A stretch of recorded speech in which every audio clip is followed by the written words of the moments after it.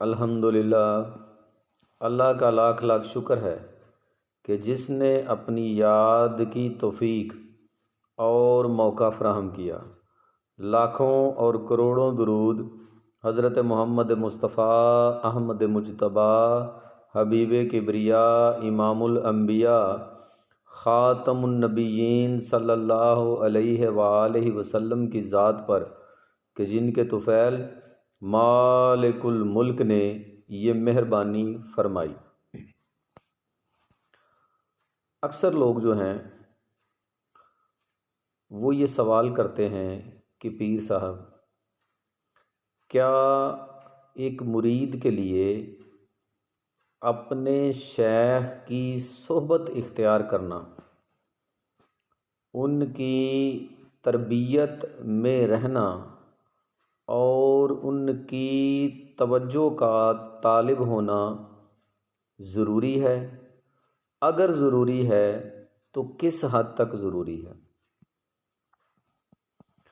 دیکھیں، ان سوالوں کے جواب کے لیے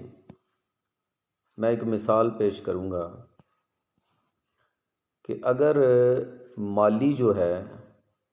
وہ اپنے پودوں کی کانٹ چھانٹ نہیں کرے گا تو وہ پودے جو ہیں نہ تو خوبصورت ہوں گے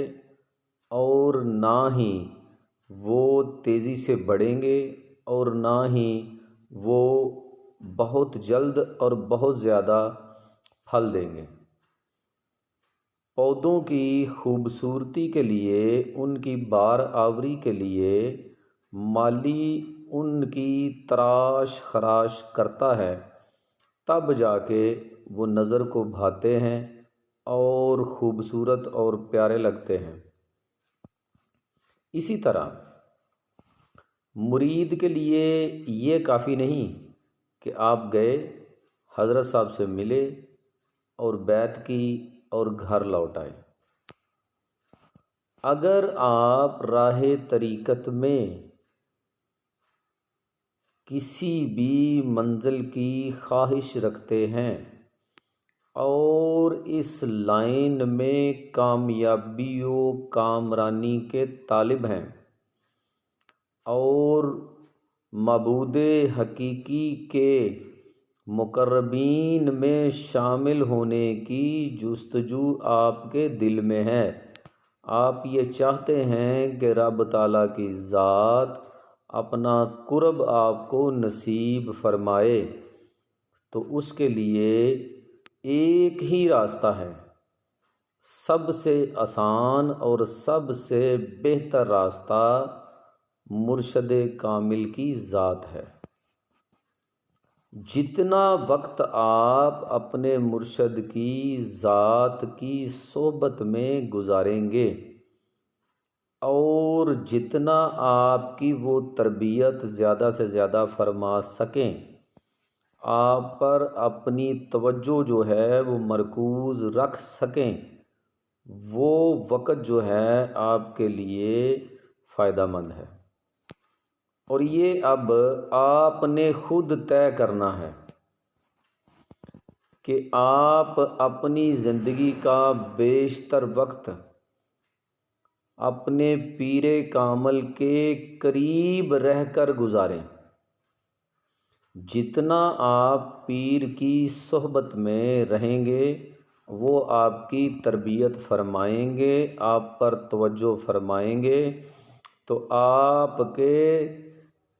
باطن کی نشو و نما بھی ہوگی اور اس میں روشنی پیدا ہوگی اور آپ کا باطن جو ہے وہ منور ہو جائے گا، کیونکہ پیر اپنے منور باطن کی جو روشنی ہے اس سے آپ کے باطن کو بھی روشن کر دے گا اور آپ کی تربیت اس انداز سے فرما سکے گا جس انداز سے کرنے کا حق ہے، کیونکہ جب آپ ان کی صحبت میں رہیں گے، وقت گزاریں گے، تو آپ کے پیر و مرشد جو ہیں وہ اپنی وہ انوار و تجلیات جو اللہ تبارک و تعالیٰ کی ذات سے نبی کریم صلی اللہ علیہ وآلہ وسلم کے قلب انور سے ہوتی ہوئیں آپ کے سلسلہ کے اکابرین اور شیخ جو ہیں ان کے دلوں سے ہوتی ہوئیں آپ کے مرشد کامل جو ہیں ان کے دل پر وارد ہو رہی ہیں، وہاں سے وہ آپ کے دل تک بھی منتقل ہو سکتی ہیں۔ اس لیے آپ نے کوشش کرنی ہے کہ جتنا زیادہ وقت جو ہے وہ آپ اپنے مرشد کامل کی ذات کے ساتھ گزار سکیں وہ گزاریں، کیونکہ آپ نے جب بیعت کی ہے، غلامی اختیار کی ہے، تو آپ نے اپنے سارے اختیارات جو ہیں وہ اپنے مرشد کو سونپ دیے ہیں۔ اب جو بھی اختیار ہوگا، جو بھی تربیت آپ کی کرنی ہوگی، وہ سارا کام جو ہے وہ آپ کے مرشد کامل کا ہے۔ آپ اب سر نگوں رکھیں گے، محبت اپنے پیر سے کریں گے، شک میں نہیں پڑیں گے، انشاءاللہ آپ کے پیر و مرشد جو ہیں وہ آپ کی تعلیم و تربیت اس طرح کریں گے کہ آپ کو طریقت کے راہ سلوک کے سارے اسرار و رموز سے آگاہ فرما دیں گے، اور آپ کی تربیت میں انشاءاللہ کوئی کمی نہیں چھوڑیں گے۔ لیکن شرط یہ ہے کہ آپ نے ان کی صحبت میں رہنا ہے، ان کی کہی ہوئی باتوں پر عمل کرنا ہے، اور کسی صورت بھی شک میں نہیں پڑنا۔ آپ کے لیے آپ کا پیر دنیا کا سب سے بڑا پیر ہے۔ آپ کے لیے آپ کا شیخ جو ہے وہ دنیا کے سب سے بڑے جو شیخ ہیں ان سب سے بڑا شیخ آپ کے لیے آپ کا اپنا شیخ ہے، جس کے ہاتھ پر آپ نے بیعت کی ہے۔ جو وہ فرمائیں اس پر عمل کریں، ان سے محبت کا رشتہ ہر وقت قائم رکھیں، اور ادب جو ہے اس کو ملحوظ خاطر رکھیں۔ کسی بھی صورت میں آپ سے شیخ کی بے ادبی نہ ہونے پائے۔ آپ اپنے شیخ کے کہی ہوئی ہر بات پر عمل کریں، انشاءاللہ اللہ تبارک و تعالیٰ آپ پر اپنی عنایات جو ہے وہ فرمائے گا۔ آپ نے صرف اتنا کام کرنا ہے کہ اپنے شیخ کی صحبت میں رہنا ہے، اپنا وقت ان کو دینا ہے۔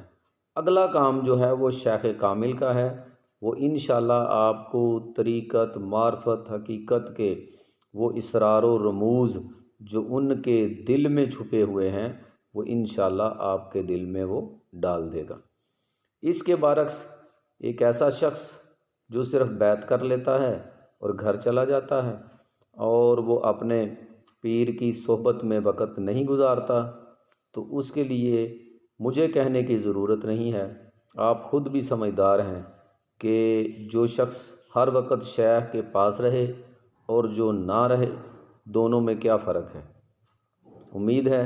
جو بات میں آپ کو سمجھانا چاہ رہا ہوں وہ آپ سمجھ گئے ہیں۔ وما علینا الا البلاغ المبین۔ السلام علیکم۔